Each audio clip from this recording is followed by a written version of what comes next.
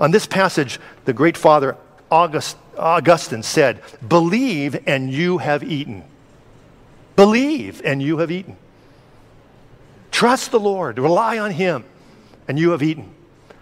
Now, if you don't follow me so far, I know I'm being a little technical here, just hang in there. You need to be taught these things so that you don't get deceived. Look at verse 47. It says, "Since believing is living forever." If you believe, you live forever. Verse 47 makes it very clear.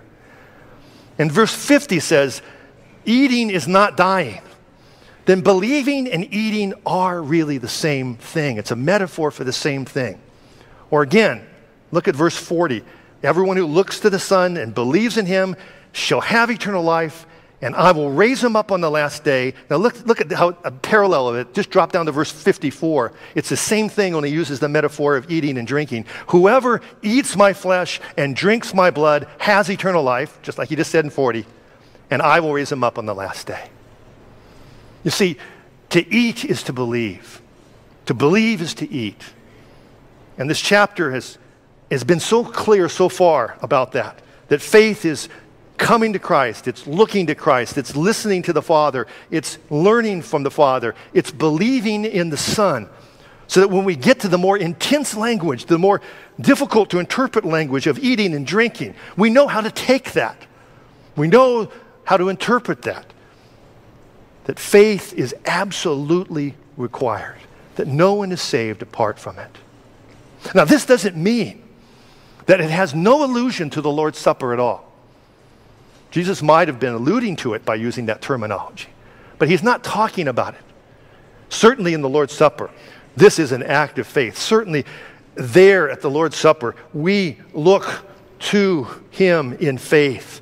Certainly there is we spiritually eat and drink. Certainly there we feed upon him by faith. And we are reminded of our eternal connection with Jesus there. But that's different from saying this is what Jesus is teaching, of what the Lord's Supper is. Has an allusion to it. But it's really in the context talking about faith.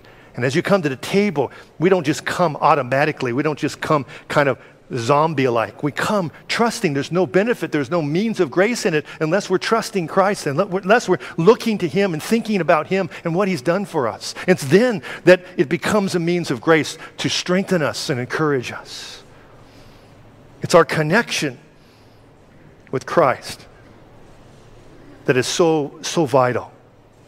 A connection that is just as eternal. Do you get this? Listen to this, Christian. Feed on this all week long, if you will. Your connection with Christ is as eternally secure as the connection between the Father and the Son in the Trinity.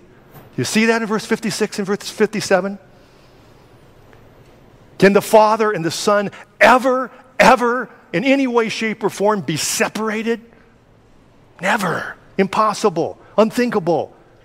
Can't happen. They're one. They'll always have been one, and they always will be one. Well, Jesus promises you that you will remain in him and you, just like he and the Father are one together. Oh, Christian, eat of him. Eat of him by faith this week as you pray, as you read the scriptures, as you talk about the things of the Lord. Feed on Jesus. He is the bread of life. He's what you need. He's what you need. Not all the other things that you're tempted to go after and look into. It sounds so interesting, but really don't bring any fulfillment ultimately. Come to Christ. Come to Christ the first time. If you're hearing this for the first time, all of it's vain without him. You need him. And unless you eat of him by faith and drink of him by faith and what he did on the cross for you, you will die. You'll die eternally. But if you will eat of him and trust him, you will live forever. Let me close with an illustration I've been tempted to use, but I think this is the right time. It's basketball's on your mind anyway right now, isn't it? So this is a story about the retirement party of Larry Bird, who, if you're not in the basketball NBA, great basketball player, one of the greatest. And it was at the Boston Garden, and the former Celtics coach, Casey Jones, told a story of diagramming a play on the sideline when Larry Bird was playing. It was one of those last shot opportunities in a game that you seem to have all the time in the NBA. And Larry said to his coach, he said, get the ball to me and get everybody out of my way. And Jones, the coach, responded and said, I'm the coach, and I will call the plays. And then he turned to the other players and said, get the ball to Larry and get out of his way.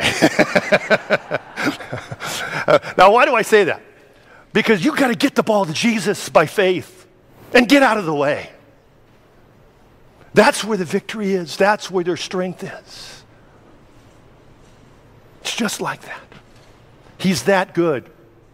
Larry Bird is nothing in basketball like Jesus is to your salvation. That's why I hesitated with the illustration. But you get the point. Get the ball to Jesus by faith in him and feed upon him, Christian. Get the ball to him over and over again and get out of the way. Let's close in a word of prayer.